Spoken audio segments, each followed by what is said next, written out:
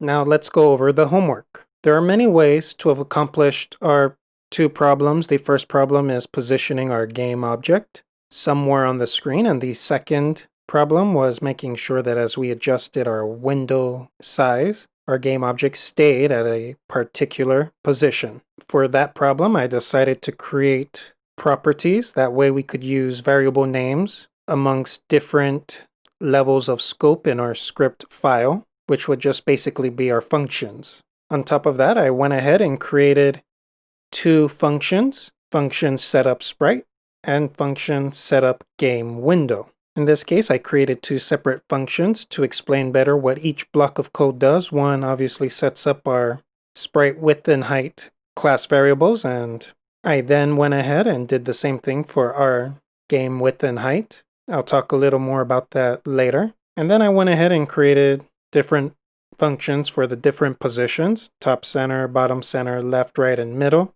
each one being about 2 lines of code, or rather exactly 2 lines of code for each function. On top of that, notice how I basically positioned, or rather I grouped my functions that handle position together, and I also grouped my functions that handled setup together. So just a little bit of script organization, not necessary, however, something to keep in mind. If you're a beginner, you do want to group your functions together based on how similar the tasks are, along with if a function requires using another function, you'd like to group those together as well.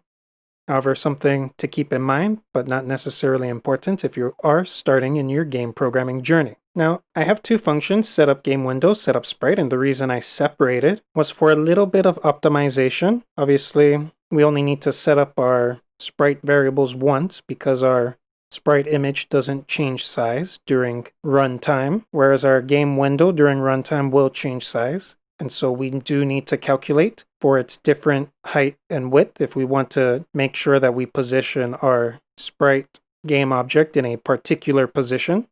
This is exactly how we would write our code. However, with game objects in particular, we do want to avoid running this in a loop for two things. One, the player should really not have control over sizing their window besides either full screen or windowed.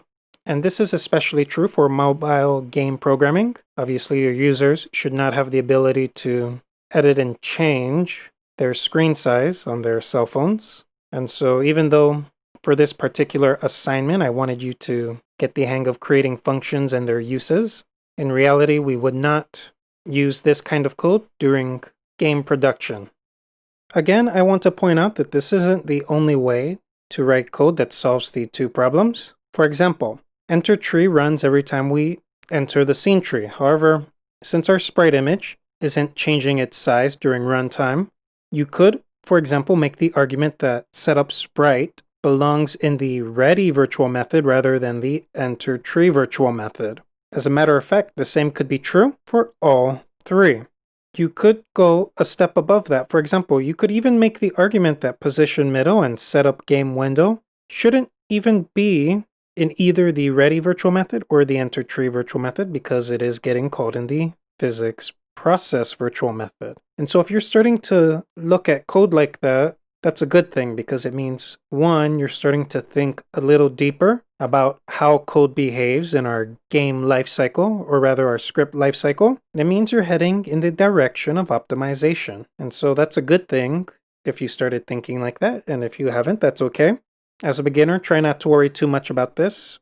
You should really be thinking about one thing and one thing only, and that is, how exactly can I use my current knowledge to solve game problems? So again, I just wanted to reiterate that there are many ways to solve problems, and that's basically it. I'm going to go ahead and upload this to GitHub, so please feel free to download that. Well, that's all I have for you in this episode. Thank you so much for joining me. If you have any questions or comments, please feel free to leave them in the comment section down below. I look forward to seeing you in the next episode. Have an amazing day.